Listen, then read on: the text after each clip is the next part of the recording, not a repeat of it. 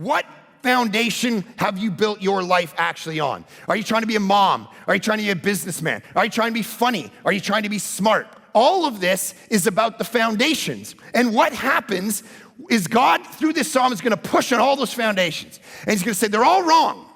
You're sacrificing things for stuff that I'm not asking you to do. In fact, when life hits up against you and pain and suffering and trial come in, what are you going to do when you've built your life on this identity of this, I'm trying to get joy this way, and this is what the psalm's gonna come, and it's gonna attack all of that kind of mentality, and it's gonna say, when all these pressures in life come, when people come against you, or circumstances, or health, or your job, or your family, or your spouse, or your kids, or culture, when they come against you, this psalm's gonna go, how do you actually deal with the pressure of culture? When culture starts to squeeze on what you believe and say, we differ in regard to sexuality, right? How do you actually stand up against culture and say, you know, I believe this about this. I don't necessarily think we should be teaching kids at this age about, 14 different genders. I think maybe, and the culture says, you can't say that. You go, sure I can.